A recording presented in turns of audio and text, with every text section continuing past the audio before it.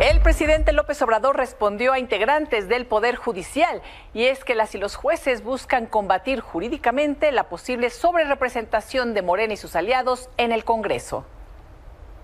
Sobre la supuesta sobrerepresentación, la Constitución es muy clara. No es que un poder lo decida, pero la Constitución establece de que se distribuyen los plurinominales por partido, y estos opositores conservadores quieren que no sea por partido, que sea por coalición. Pero si la Constitución establece que es por partido, ¿por qué va a ser por coalición? Así, literal. ¿Y cómo lo van a cambiar ahora? Solo que reformaran la Constitución. Ahora sí que, como dicen los abogados, que no nos obliguen a leerles el artículo. Al respecto, la senadora del PAN, Xóchitl Gálvez, escribió esto en sus redes sociales. Señor presidente, deje de pretender utilizar la ley a su conveniencia. Hace unos años, la Corte le dio la razón al establecer que los límites de la sobrerepresentación no debían limitarse al texto literal, sino al valor del pluralismo político que tutela. Si su coalición sacó el 54% de los votos, no deben tener el 75% de las curules. Basta de hipocresía, señaló. López Obrador también dijo esta mañana que los integrantes del Poder Judicial tienen derecho a manifestarse, pero señaló que no se aceptarán chantajes. Y no hay que tenerle miedo al pueblo, ni hay que tenerle miedo a las reformas. Y no hay que aceptar chantajes. No pasa nada. El pueblo de México es muy responsable. ¿Qué puede suceder si se hace una elección y el pueblo elige a los jueces para limpiar de corrupción del Poder Judicial, para que no dejen en libertad a presuntos delincuentes? Pero y es que ha habido muchas reacciones de un lado y del otro, y los miembros del Poder Judicial han salido a manifestarse. Juzgadores y juzgadoras, entre otras cosas, publicaron una carta abierta a la presidenta electa Claudia Sheinbaum, en la cual señalan que hace 3 años se estableció la carrera judicial dentro de la reforma a dicho poder. Se preguntan por qué se olvidó esa postura para asumir otra, y que si se considera que hay corrupción, no se puede castigar a todos por unos cuantos. Pues no ven cómo la elección de juzgadores por voto resuelva el problema.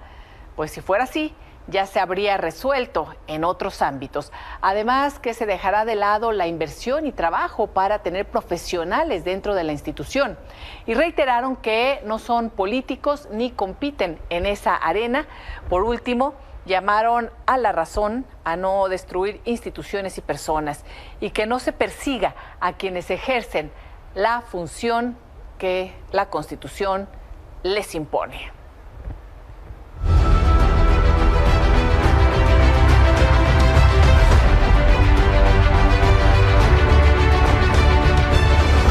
Y en estos momentos se lleva a cabo la Convención Nacional Republicana, en donde, por cierto, hace unos momentos se nombró oficialmente a Donald Trump como candidato de su partido para contender en las elecciones presidenciales del próximo 5 de noviembre.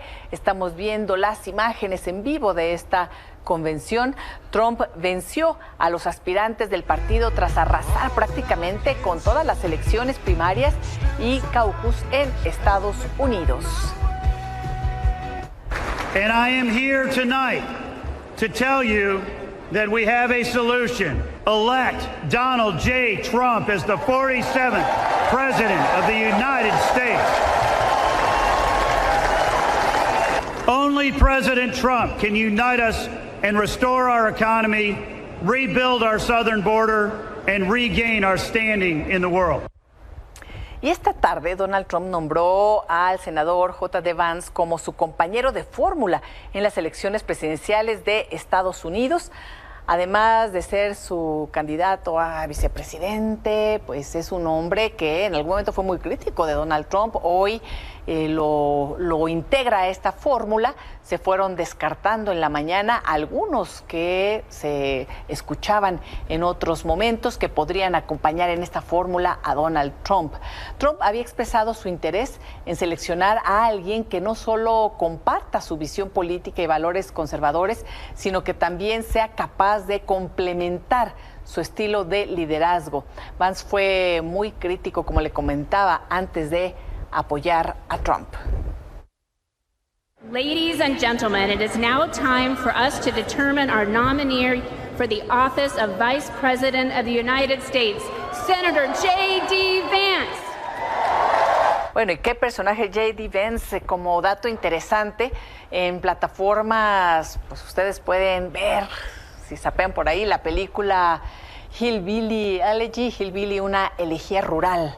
Está basada en el bestseller de las memorias de Vance, el senador que será candidato a la vicepresidencia de Estados Unidos.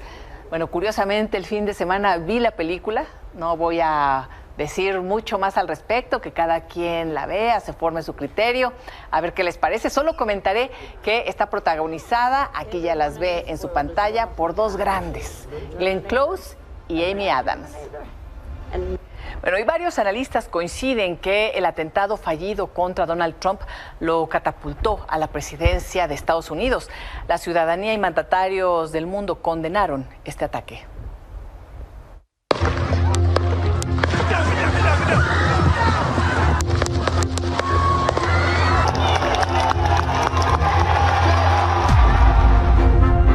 Durante un mitin en Pensilvania, Estados Unidos, el expresidente Donald Trump fue víctima de un atentado. Lamentablemente, un simpatizante murió y 2 personas más resultaron lesionadas. Al escuchar los disparos, Trump se tiró al suelo y fue protegido por el servicio secreto. Sin embargo, una de las balas logró herirlo en su oreja izquierda. El ataque no impidió que Trump se levantara y alzara su puño al aire, acompañado de los gritos de sus simpatizantes. El atacante fue identificado como Thomas Matthew Crooks, de 20 años de edad, quien esa misma tarde fue abatido por los agentes del servicio secreto. Thomas fue visto afuera del área acordonada del mitin, a unos 200 metros del escenario donde se encontraba Trump. Horas después del ataque, Trump emitió un mensaje en su red social Truth, agradeciendo todos los buenos deseos. Afirmó que es necesario unirse y que es necesario mostrar el verdadero carácter de los estadounidenses. Por su parte, el presidente de Estados Unidos, Joe Biden, aseguró que en Estados Unidos las diferencias se resuelven en las urnas y llamó a frenar la violencia en las calles. I'll continue to speak out strongly for our democracy, stand up for our Constitution, the rule of law, call for action at the ballot box, no violence on our streets. That's how democracy should work. We debate and disagree. We compare and contrast the character of the candidates, the records, the issues, the agenda, the vision for America.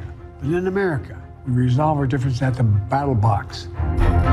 El secretario de Seguridad Nacional de Estados Unidos, Alejandro Mayorkas, reconoció que el atentado fue un fallo a la seguridad del candidato estadounidense. That is an unequivocally false assertion.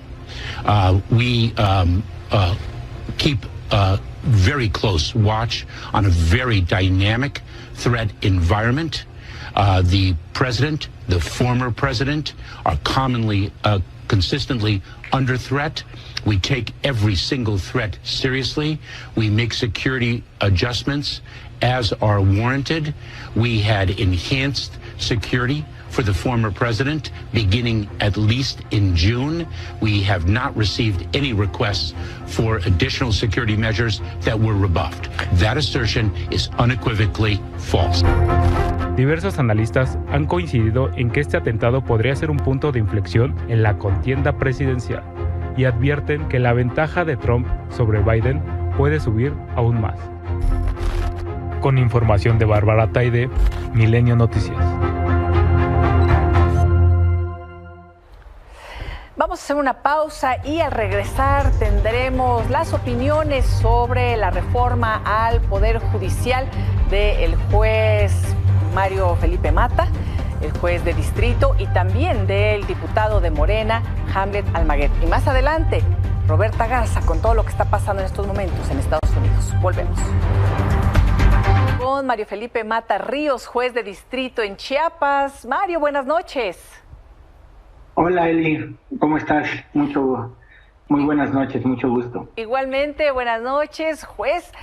Otra vez el presidente fue muy claro y muy duro con las y los jueces.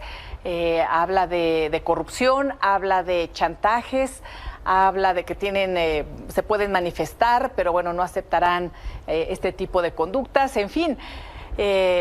¿Qué decir en estos momentos? Algunas personas me han comentado que el Poder Judicial pues, es un poder que no conocen y que tal vez se tardaron mucho las y los jueces en salir a platicar y hablar de sus experiencias y a conocerlos un poco más. Pues sí, Mireli, hay que ser autocríticos y creo que, como lo hemos dicho en otros foros, a nosotros desde nuestra carrera judicial y desde nuestra licenciatura nos enseñaron que los jueces pues nos debemos de dar a conocer por nuestras sentencias, por nuestras resoluciones. Sí. Esa es la forma en la que se conoce a un juez. Jamás habíamos estado en la situación política de tener que salir a decirle a la sociedad, mira, esto es lo que yo hago por ti. Sí. Esto, cuando tú ves que se te protege, el que te está protegiendo es el Poder Judicial de la Federación. Cuando a ti se te ordena que se te den, por ejemplo, el derecho al agua, el derecho a la educación, el derecho a la salud, es el Poder Judicial el que te lo garantiza. Eso no lo habíamos tenido que hacer en ninguna situación, pues bueno, porque parte de nuestra carrera judicial y parte de la función jurisdiccional es estar en nuestros órganos jurisdiccionales, es estar viendo los expedientes, es estar estudiando las constancias, es estar valorando las pruebas, y por eso es que posiblemente se desprenda que es tarde, ¿no? Pero bueno, como lo decimos, pues nunca es tarde para darle a conocer a la sociedad quién es realmente el Poder Judicial de la Federación. En cuanto a que si es un chantaje, no es un chantaje para nada. O sea, nosotros estamos defendiendo nuestra institución, estamos defendiendo al pueblo de México, queremos que realmente conozcan cómo es el Poder Judicial de la Federación, y creo que eso no debe de ser de ninguna forma vedado, ¿no? Al contrario, creo que mientras más información tenga la gente, sí, con mayor criterio puede decidir qué sí, qué no. Porque yo insisto, a ver, que se apoye el proyecto del presidente, en este caso ahora de la presidenta electa, no conlleva que en todo le vamos a dar la razón. Entonces, creo que a través de la información es como le podemos hacer llegar a la gente qué es lo que realmente hacemos. Cuando se han llevado a cabo los foros que ha organizado Morena, que han organizado sus aliados, han escuchado también otras voces. Por ahí escuchamos también la tuya, aunque, pues bueno, se suscitó una situación porque cortaron tu intervención, porque te pasaste de los 5 minutos que estaban programados, Mario, y me comentabas en alguna ocasión que a otras personas les han dado más tiempo y que incluso las voces que se escuchan en estos foros no han sido equilibradas ni balanceadas, porque han sido mucho más las que integran el propio colectivo de Morena, el propio movimiento o de la llamada 4T, que del Poder Judicial en general. ¿Qué pasó ahí? Que por cierto también decías, iba preparado para que me abuchearan porque pues estabas de visitante en su cancha. Sí, mira, bueno, yo pertenezco a la Asociación Nacional de Jueces y Juzgadores Federales. Entonces, nosotros hemos estado intentando entrar a estos foros porque al final somos los que tenemos la representación legítima de los jueces y magistrados, porque nos eligen a través de una votación, ¿no? Entonces fuimos electos en diciembre, entonces hemos estado intentando entrar a estos foros. Cuando dijimos, bueno, vamos a intentar entrar a estos foros, como buen juzgador, nosotros nos allegamos de la información. Yo en el caso particular, yo estuve presente en el primer foro, aunque no adentro en la sala principal, pues sí estábamos al lado, que nos mandaron al lado. Sí. Y bueno, vi los primeros foros, después vi los de Guadalajara, después vi los de Toluca, y yo en esos foros iba viendo qué tiempo se iban consumiendo las personas. Evidentemente en el primer foro, por las personales que había, pues estaban tardando un poco más y era comprensible. Sí. Pero en el segundo y el tercer foro fue el mismo ejercicio. Hubo gente que se tardó 15 minutos. Hubo gente que se tardaba 8, que tardaba 9, yo ahí tengo todas las cuestiones, y aquí la situación es que yo sí, efectivamente me cortaron a los 6 minutos 38 segundos, ya aquí lo tengo, y me excedí de los 5 minutos, pero hay otra cuestión. Dentro del mismo foro de Chiapas hubo gente que habló más de 7 minutos y no la cortaron. la diputada de Morena habló más de 10 minutos y no la cortaron. Entonces, al único que sí han cortado en todos los foros ha sido a mí, pues porque sí estábamos haciendo una crítica fuerte, pero sobre todo la estábamos haciendo con números. Llevamos estadísticas, que aparte no son nada más nuestras, también son del INEGI. Entonces, llevamos este tipo de estadísticas y, bueno, parece que no le está gustando, me estaban abucheando en el foro, cosa que yo, como te lo dije cuando nos vimos, yo estaba preparado. ¿Por qué? Porque yo he visto todos los foros y veo que cuando una participación no es acorde a la propuesta de la reforma, pues en ese momento pues empieza a haber disgusto. Sí. Entonces yo iba preparado eso, a lo que me iba preparado es que me iban a apagar el micrófono, ¿no? Oye, y por ejemplo, ¿qué datos traías o querías compartir? ¿Cuáles te dio tiempo de comentar? ¿Cuáles son esos datos de INEGI que nos indicas? Mira, te llevaba dos datos. Primero, del Sistema Integral de Seguimiento de Expedientes, que es donde están absolutamente todas las sentencias del Poder Judicial de la Federación. Entonces, y el primer dato que yo di es que nos estaban diciendo que estábamos alejados del pueblo, ¿no? Y nosotros, yo les evidencié que tenemos más de 103,000 sentencias que protegen el derecho a la salud, a la vivienda, al agua, al interés superior de la menor, y ya no digamos de migrantes, grupos vulnerables, que todavía tenemos mucho más, ¿no? Pero eso fue lo que se platicó en el primer foro, que emitimos muy pocas sentencias respecto a esos temas.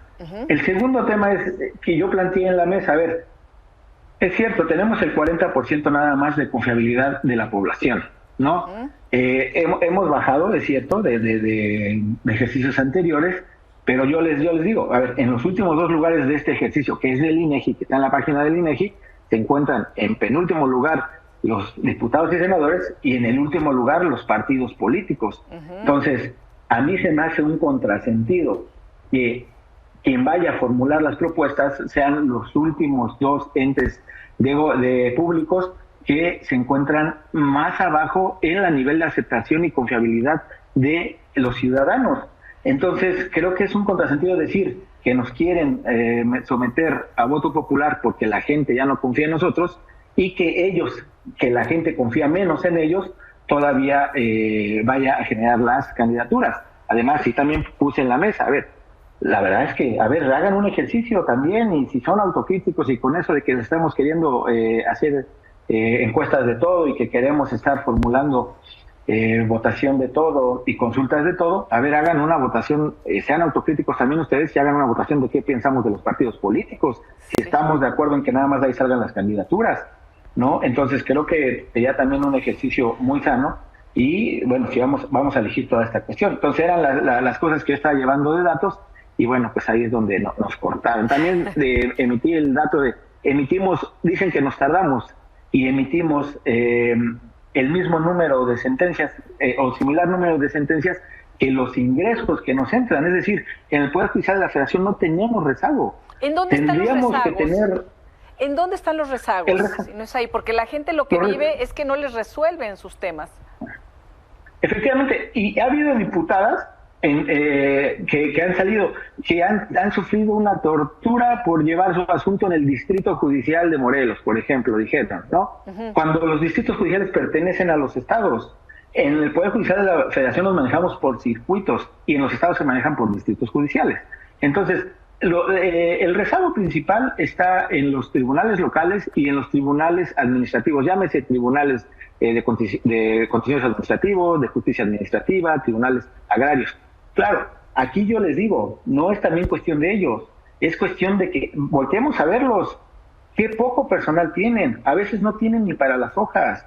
Entonces, dejemos ya de invertir dinero en estas cuestiones de elección, en estas cuestiones de política, en esta cuestión de que queremos todo eso, e invirtamos ese dinero que vamos a gastar, que además es un dinero que ni siquiera saben cuánto está. El diputado Monreal ya dijo, pero a ver, ese dinero es lo mismo que las obras. Ese dinero va a ser al ratito 10 veces más, porque hacíamos un pequeño ejercicio. Simplemente en la Ciudad de México son más de 350 jueces. Entonces, esos por 6, o sea, van a ser más de 1,500 candidaturas. Imagínate tener 350 boletas en la Ciudad de México para elegir todos los jueces y magistrados. Es una gastadera de dinero. Entonces creo que eso es lo que no se ha visto y es lo que también estamos poniendo en la mesa. No, claro, pues, no les gusta.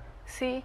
Mario, ¿qué le dirías a la gente y sobre todo a las y los legisladores que van a discutir y votar la iniciativa presidencial de esta reforma al Poder Judicial? ¿Qué comentarías sobre las bases que han presentado para quitar a todas las y los jueces? Mira, yo tengo una propuesta y ojalá que la presidenta electa y los diputados y los senadores realmente la valoren, la escuchen. Yo les diría, a ver, pregúntenle a su familiar abogado. Todos tenemos un familiar abogado en algún, ya sea primo, tío, sobrino. Pregunte y que litigue, ¿no? Pregúntenle, a ver, ¿tú dónde sientes más confianza? ¿Dónde tú crees que te resuelven mejor? ¿En el Poder Judicial de la Federación? ¿En los tribunales locales? ¿En los tribunales administrativos? Y les aseguro que van a decir que en el Poder Judicial de la Federación sean de verdad autocríticos. Y también, si tenemos muchos defectos, los vamos a subsanarlos. Pero pregúntenles dónde se sienten ellos mejor. Van a ver que es en el Poder Judicial de la Federación. Entonces, ¿yo qué es lo que propongo? Al contrario, vamos a profesionalizar todos los poderes locales, vamos a profesionalizar todos los tribunales locales, vamos a profesionalizar todos los tribunales administrativos, que todos sean a base de carrera judicial, a base de esta meritocracia, porque eso es otro, es una verdadera carrera, no es un sistema de ascensos como lo quieren manejar. Se necesita permanencia, se necesita capacitación, se necesitan exámenes. Entonces, se necesitan méritos, es una verdadera carrera. Entonces, hagamos este mismo ejercicio, repliquémoslo en toda la cuestión del sistema jurídico. También hagamos de la colegiación de abogados también un hecho y una fortaleza. ¿Para qué? Pues para que también ellos ya no estén dilatando los juicios de manera ilegal. Entonces, creo que sí tenemos muchas posibilidades de hacer un verdadero sistema de justicia a la altura de nuestro pueblo mexicano, pero esta reforma no lo es. Definitivamente, todo lo que quiere corregir esta reforma no lo corrige. Todos los datos sobre los que están basados son falsos. La corrupción que nos dicen y nos siguen diciendo, y cuando uno les pregunta por qué, pues porque yo tengo una denuncia y nunca me han, y el delincuente sigue estando en la calle. Cuando es el 3% de las carpetas de investigación las que llegan al Poder Judicial local y federal, o sea, a los dos. Entonces, ¿cómo? Y ahora, es que desconocemos eso cuando no somos abogados. Sí. Tú no puedes ir a plantear ante un juez penal tu denuncia. Tiene que ser a través del fiscal, y el fiscal es el que tiene que iniciar esta carpeta de investigación, al llegarse de todos los medios probatorios y ponérselos en vista al juez para que ella determine efectivamente si sí o si no. Sí. Pero a ver, nos llega el 3%, ¿cómo pueden decir que nosotros estamos dejando salir o que nosotros generamos la impunidad? Y ahora, la otra cosa que les pregunto, dicen de corrupción. Yo lo manifesté en mi participación. A ver, nosotros somos los primeros interesados. Si ustedes conocen jueces, magistrados corruptos, por favor, denúncielos ante el Consejo de la Judicatura Federal. Nosotros lo que menos queremos es que haya de esta gente en el Poder Judicial de la Federación, y ahí están abiertos. Ahí están nuestras declaraciones que hacemos todos los años. A nosotros nos piden declaración de ingresos, nos piden declaración de bienes, nos piden declaración de nepotismo, nos piden declaración de conflicto de intereses, y todas son públicas. Ahí están. Si hubiera tantísima corrupción como ellos dicen, ¿ustedes creen que no habría diario un juez que por lo menos estuviera sancionado, que lo estuvieran ellos ahí denunciando? Y las denuncias pueden ser, o sea, son públicas, ahí las pueden hacer. Lo que pasa es que ya nada más es el mismo discurso de que somos corruptos, pero como lo dijo el diputado Fernández Noroña en la última, les pedimos que entonces hagan la denuncia, y si no lo hacen, por favor, ya... Sí. Ni siquiera nos ofrezcanos una disculpa, pero ya dejen de ser ese el discurso con el que está basado su reforma. Sí, juez Mario Felipe Mata, muchísimas gracias. Sigamos en contacto, esta discusión continuará y por supuesto cuando llegue la nueva legislatura tomarán una decisión. Estaremos pendientes. Muchísimas gracias. Muchas gracias, y yo les invito a todos tus compañeros y a ti mismo, hagamos verdaderos debates. Si quieren hacer debates contra los diputados, a ver, son 300 diputados, somos más de... tenemos los jueces suficientes para ir a los debates que quieran. Hagamos realmente estos ejercicios y que realmente la población conozca cómo es la verdad. Muchísimas gracias. Estoy dispuesto, y muchas gracias, Eli. Gracias por tu tiempo. Pues, hasta luego. Y vamos con Hamlet García Almaguer, diputado federal de Morena. Hamlet, buenas noches. Buenas noches, Elisa, un gusto saludarte y a toda la audiencia de Milenio. Igualmente, Hamlet, pues bueno, está abierta también esta propuesta de continuar estos debates en donde podamos contrastar números, datos, ideas sobre el Poder Judicial, independientemente que, bueno, la legislatura que llegue hará lo propio, van a decidir sobre la iniciativa presidencial. Y bueno, escuchaste en estos momentos al juez Mata, en donde pues está dispuesto a conocer, a dar a conocer muchos de los temas que están sobre la mesa y poderlos contrastar. Ojalá también, pues bueno, podamos seguir con estos ejercicios. Pero la pregunta es, nos comentaron y decían, no todos los jueces y las juezas son corruptos, son corruptas, hay mecanismos de transparencia, se han hecho modificaciones importantes, incluso en la ley reciente, cuando el ministro de la Suprema Corte era Arturo Saldívar, sobre la carrera judicial. ¿Todo eso se va? ¿Todo eso se iría en esta propuesta, Hamlet? Bueno, primero celebro que sea un tema de debate nacional, no es exclusivo de los diputados y de los jueces. Es una discusión que se da en las plazas, que se da en los mercados, que se da en las calles y que también se da en los medios de comunicación. Esta es una nota del diario Nacional Reforma. Ajá. Vendía examen evaluador de jueces, es del año 2022 y tuvo seguimiento por parte de Milenio, incluso por parte de la casa. Sí. Y los exámenes para ser juez de distrito y magistrado de circuito se vendían entre 150,000 y 500,000 pesos.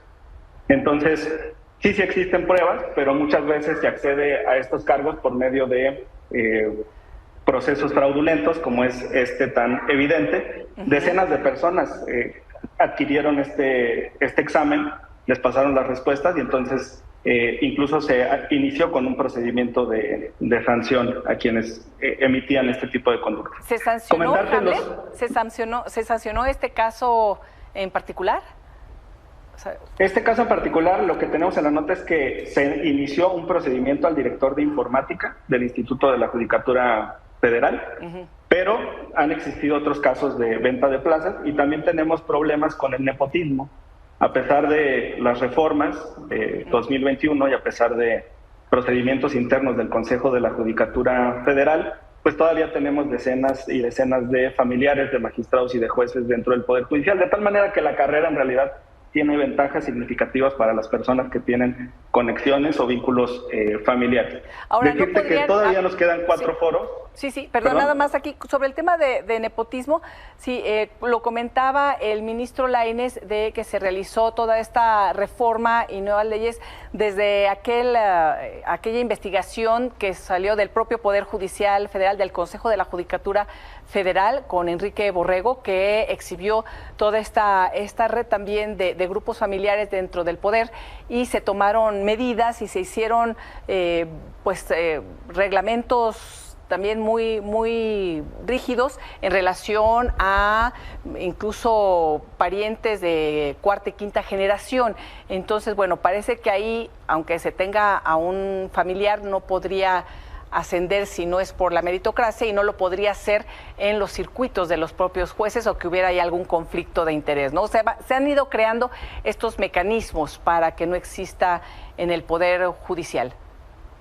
En realidad no han funcionado. Te voy a mandar con producción una lista del 25º circuito del estado de Durango, con más de 10 familiares de apellido Guerrero o Tobar, que están relacionados con un magistrado de circuito, a quien movieron solamente de Durango a Coahuila, pero recordemos que comparten zona metropolitana Torreón con Gómez Palacio en la Laguna. A otro magistrado de esta familia lo enviaron por 6 meses a Zapopan, pero ya regresó al circuito de Durango. Entonces las medidas no han sido eficaces, no han sido eficientes. Sobre los foros todavía nos queda el debate de la justicia local. Es curioso cómo los magistrados y jueces federales le echan la bolita por un lado a las fiscalías y por otro lado al Poder Judicial local. Lo vamos a discutir este 23 de julio a las 11 de la mañana en Puebla, Tribunales de Justicia Local, es el único tema del foro. Y después del 30 de julio, muy importante, vamos a recibir en la Cámara de Diputados a Guadalupe Tadei, presidenta del INE, para que pueda exponer cuáles son los requerimientos técnicos, operativos, de recursos humanos, financieros, materiales, la temporalidad que se requiere para preparar las elecciones para jueces, magistrados y ministros. Y de ahí vamos a Saltillo, Defensoría de Oficio, que es un asunto importante, y lo que acaba de tocar el juez, colegiación del ejercicio de la abogacía. Sí. En lo particular, estoy de acuerdo con que se realice un examen para los profesionales del derecho que quieran litigar, que quieran representar en cortes a ciudadanas y ciudadanos. Y vamos a cerrar el 8 de agosto en Sinaloa con el tema de procuración de justicia y seguridad pública, de tal manera que todos los temas que mencionó el juez van a ser tratados. Y la discusión, reitero, no solamente se da en estos foros, he seguido incluso por el algoritmo de YouTube, me arroja los programas que conduces en Justicia TV, y me llamó mucho la atención cómo tuviste que corregir a una magistrada de circuito cuando afirmó, mintiendo, que la Fiscalía depende del Ejecutivo. Tú le tuviste que enseñar o recordar que la Fiscalía es autónoma, quiso recomponer y entonces dijo, sí, pero el Ejecutivo lo nomina. Pues son más de 20 cargos los que a nivel constitucional y legislativo son nominados por el Ejecutivo Federal, sí, y que después pasan a una de las cámaras para su validación. Entonces, claro que es un debate nacional y estamos abiertos a la discusión en todas las esferas, y lo estamos haciendo no solamente en los foros, sino también en las calles. Oye, Hamlet, me comenta el juez Mata, digo, a reserva de que podamos después platicarlo y demás, pero me decía que este caso que nombrabas de 2022 justamente fue nombrado en ese concurso, pero que estaban antes de la obligación, es decir, después hicieron todos estos cambios. Yo creo que podríamos ver con lupa algunos de los casos, si se han mejorado, si no. Y sobre todo, Hamlet, el tema es, ¿qué sucederá con las juezas y los jueces que hacen bien su trabajo? Que además, pues bueno, no deben ser pocos, hay muchos jueces y juezas en nuestro país.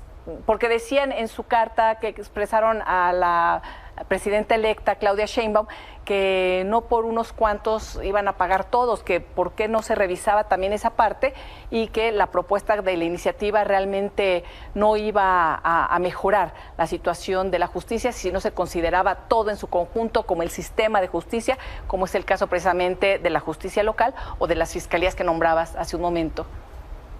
Se requiere una serie de reformas. Yo coincido con la parte de las fiscalías, tanto federal como a nivel local, con los poderes judiciales de las entidades federativas, en la medida de lo posible, la homologación de los salarios. Esto también es importante. Mira, un fiscal, antes Ministerio Público, ahora fiscal del fuero común, gana entre 10 y 30 mil pesos al mes. Y un magistrado a nivel local llega a ganar 250 mil pesos. Es el caso de mi estado, de Jalisco. Un juez en materia común gana cerca de 80 mil, no es excesivo, pero el de los magistrados sí. A nivel federal, un fiscal, digamos, de arranque, está ganando cerca de 60 mil pesos al mes, mientras que un juez federal gana 180 mil.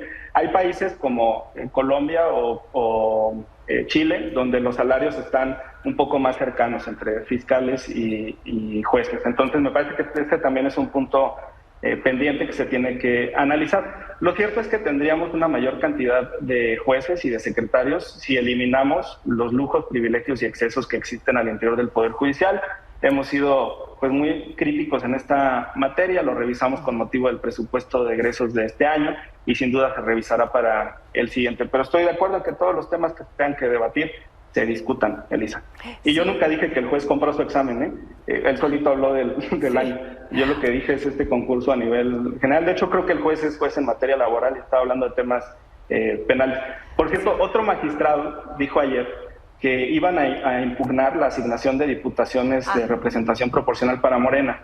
Yo le quiero preguntar al Poder Judicial si en términos de la Ley General del Sistema de Medios de Impugnación en materia electoral, es un nombrezote, pero es la ley que regula los litigios en materia electoral, si opción A son partido político u opción B son candidatos, porque solamente ellos pueden impugnar los resultados. Los ciudadanos en lo individual tienen el juicio de la ciudadanía, pero esto es por la afectación a los derechos político-electorales, cuando, por ejemplo, te cierran el paso en una candidatura, te privan de tu derecho a votar por retirarte la credencial de elector, no te aseguran un espacio como acción afirmativa, pero nunca se ha admitido que un ciudadano en lo individual pueda impugnar resultados. Entonces, me llama mucho la atención porque ya parece que están tomando una postura o reafirmando una postura de oposición, no de contrapeso, sino de franca oposición al gobierno de la República y, por supuesto, a Morena. Si los jueces quieren fundar su partido, adelante, no hay ningún problema. Pero el litigio, en esos términos de la ley, pues está cerrado a partidos o a candidatos. Ojalá que los jueces revisen más la legislación. Le pasó a la magistrada en tu programa donde decía que la fiscalía dependía del presidente. Sí. En otro de estos capítulos, una magistrada afirmó que el poder ejecutivo era federal, estatal y municipal. Los ayuntamientos no funcionan de manera unipersonal, son cabildos, son órganos colegiados. Entonces me parece que sí es importante que los jueces estudien un poco más. Oye, Hamlet, y sobre el tema de poder acceder a estos puestos importantes, ¿se va a pedir la experiencia? ¿Se va a realizar algún examen? ¿Cómo se van a...? ¿Quién va a elegir ese primer saque de entrada a las y los jueces que ocuparían el lugar de quienes están en estos momentos? Qué bueno que tocas el punto de la experiencia por dos casos recientes e importantes. Yo no coincidí ideológicamente con el ministro Sergio Salvador Aguirre Anguiano, fue el último ministro de la Corte de mi estado, de Jalisco. ¿Sí? Fue un muy buen abogado. Él no era parte de la judicatura, él era notario. ¿Sí? Y su último cargo público antes de ser ministro de la Corte fue regidor del PAN en el Ayuntamiento de Guadalajara. Lamentablemente el ministro Aguirre Anguiano falleció hace 4 años, acaba de ser su aniversario luctuoso, pero fue un gran jurista del estado de Jalisco, no venía de la carrera judicial. Lo mismo te puedo decir del exministro Valls, quien fue diputado federal por el PRI y después hizo un gran trabajo en la Suprema Corte de Justicia de la Nación. O qué decir de José Ramón Cosío, que hoy se dedica al litigio y es asesor jurídico de la oposición. Él pues fue ministro de la Corte, pero no provenía de carrera judicial, provenía de la academia.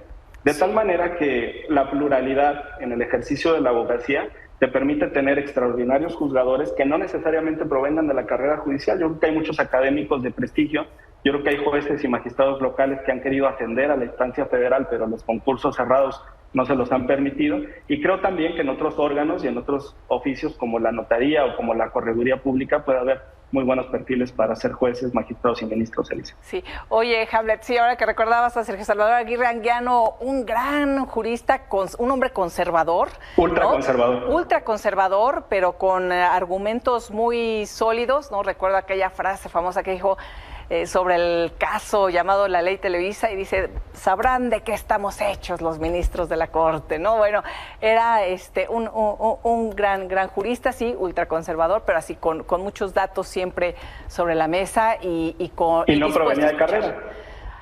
No provenía de ninguna carrera, pero el llegar a ministros también se requiere una carrera y una experiencia previa importante, ¿verdad? Es sí. Otra. Pero, Hamlet, sigamos platicando, sigamos discutiendo, sigamos debatiendo, porque creo que es importante, y es importante conocer todos los detalles y sobre todo pensar en los lugares en donde tiene que haber esta reforma. Tú dices, habrá también este análisis posterior sobre el tema de fiscalías, sobre lo local. Creo que lo importante aquí es que todo nuestro sistema de justicia en general funcione para la gente y en el día a día, ¿no? Creo que urge. Te agradezco, sí. Hamlet. Sí. Gracias, Elisa. Buenas noches. Buenas noches. Una pausa y volvemos.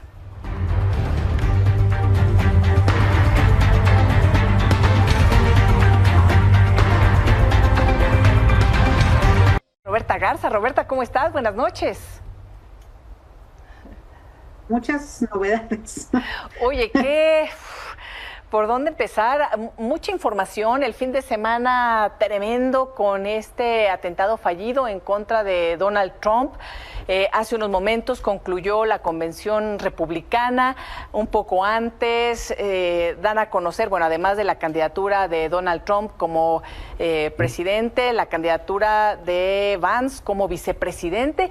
¿Y qué personaje? Yo comentaba que el fin de semana, el sábado, estuve viendo esta película de las memorias de Vance sin tener idea de quién era, ¿no? Pero, un personaje que no estaba pues, muy cercano a Trump, que digamos, hace poco. No, para nada. De hecho, bueno, él siempre fue conservador, siempre vino de un estado republicano, o sea, digamos, tenía afinidad con los republicanos, pero era un personaje moderado, es un personaje muy inteligente, es un tipo astuto, sagaz, etcétera. Sí. Pero él venía, digamos, su acercamiento al conservadurismo era moderado, era de respeto, de escucha, de atención, tiene una pluma aguda, hizo varios ensayos muy interesantes para uno de los buenos editores políticos de acá de Estados Unidos. Y en el momento, de hecho al principio cuando el fenómeno trumpista empezó a crecer, él lo criticaba ferozmente, de hecho lo llegó a comparar con Hitler, o sea, dijo, Trump es un Hitler, sería lo peor que le puede pasar al partido, es totalmente tóxico, es asqueroso, no puede ser que lo permitamos, etcétera. Y bueno, pues cuando empezó a ver que este movimiento de Trump, los MAGAs, cooptan al partido, pues dio una vuelta, pero absoluta y total a la tortilla, y se convirtió en uno de sus más grandes panegidistas. Y ahora pues, acaba de ganar la nominación de vicepresidente, que recordemos que está vacante, porque el último vicepresidente fue llamado por la turba que asusó el mismo Donald Trump hacia el Capitolio el 6 de julio, fue llamado a que lo colgaran, hang Mike Pence, es decir, coreaban. Y Trump estaba en la Casa Blanca viendo eso en la tele, riéndose. Sí, oye, Roberta, bueno, ¿y esto podría ser una buena noticia o no? En todo este contexto en donde vemos que Donald Trump, y coinciden muchos analistas, pues va con todo, y después de lo que sucedió el fin de semana, de este atentado fallido, esta fotografía que ha dado también la vuelta al mundo, ¿no? Va a adquirir mucha fuerza y muy probablemente gane la candidatura. El que esté Vance junto a él, ¿podría ser buena noticia o no? Pues depende a quién le preguntes, ¿no? Porque Vance es uno de los más, digamos, se convirtió en un vocero radical de las posturas más de ultraderecha de los republicanos. Muchos de los votantes ya empezaron, por supuesto, ya ves que aquí son amantes de las encuestas, entonces ya empezaron a sacar números, y muchos de los votantes que habían sido de Nikki Haley, que estaban pendientes para ver con quién se iban a aliar, ahora están volteándose, o sea, diciendo antes, bueno, quizá vote por Trump, vamos a esperar a ver qué pasa. Ahorita están rechazándolo abiertamente por la nominación de Vance, o sea, justamente porque es una persona tremendamente radical y tremendamente, digamos, es un asusador. Entonces, no necesariamente es la persona ideal para conciliar, para construir puentes, tanto con otros republicanos como con el público en general de Estados Unidos, que ese es el que van a tener que pelear en las urnas al final del camino. Oye, Roberta, ¿y algunos de los cargos se desestimaron en contra de Donald Trump después de esto? ¿Crees que sea un efecto de lo que pasó el fin de semana y se convierta también en un efecto cascada? No, no tiene nada que ver con lo que pasó el fin de semana. Lo que sucedió es, en el caso de los documentos top secret, el cargo de espionaje, digamos, que es un cargo muy serio, y además es un cargo, bueno, es uno de los casos en donde las evidencias son más fuertes contra Donald Trump. Sería prácticamente imposible que lo ganara Trump, o sea, es en contra de él, las evidencias son muy fuertes, etcétera. La jueza que tocó en suerte que estaba tomando, digamos, dirigiendo ese caso, fue la que acaba de desestimarlo, pero no en función ni de las pruebas ni de los méritos propios del caso, sino porque consideró que bajo la directriz de los abogados de Trump, que el fiscal que pusieron, que es un fiscal especial, no es un fiscal sí es un fiscal de carrera, pero digamos no es un fiscal de los normales que están ahí para poder hacer estos casos, es un fiscal que llamaron especialmente justamente para que el gobierno de Biden se distanciara del proceso y no se viera teñido con politiquería. Entonces llamaron a Jack Smith, que era uno de los principales fiscales del Tribunal Internacional de la Haya, que persigue criminales de guerra, etcétera, y lo nombraron fiscal para este caso en particular. Entonces, ella dijo que el caso se desestima porque el nombramiento de Jack Smith no siguió los protocolos correspondientes y por lo tanto es fallido. Por ende se desestima el caso, no por los méritos del caso, sino por una cuestión administrativa técnica del nombramiento del fiscal en jefe. ¿Qué va a pasar con este caso ahora? Puede ser una mala, noticia, puede ser una buena, igual depende de quién le preguntes. El asunto es que esta jueza había sido muy obstruccionista hacia los avances del caso, había dejado entrar una cantidad de apelaciones totalmente sin sentido, y esto, al dejar caer el caso, al desestimarlo, pues ella ya no va a estar a la cabeza. ¿Qué pueden hacer ahora los fiscales o el gobierno americano para perseguir el caso de espionaje?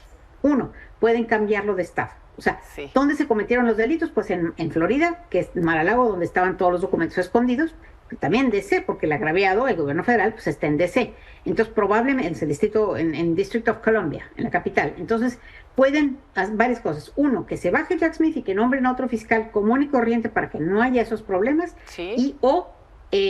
Volver a file, o sea, volver a meter el caso tal como está, pero en otro tribunal en el Distrito of Columbia, donde también aplica la jurisprudencia en este caso. No, bueno, entonces el problema es que pues esto ya no va a ser pronto, ¿verdad? Y esta historia continuará, Roberta. Seguro, seguro. Sigamos en contacto, como siempre, un gusto, muchas gracias y bueno, un abrazo. Gracias a ti, Roberta. Pues estamos en contacto. Saludos a todos. Buenas noches. Y hablando de estas visiones encontradas y de justicia y de decisiones en congresos, en el Congreso de Puebla, hoy fue aprobada la despenalización del aborto. Esto en medio de confrontaciones entre activistas a favor y en contra.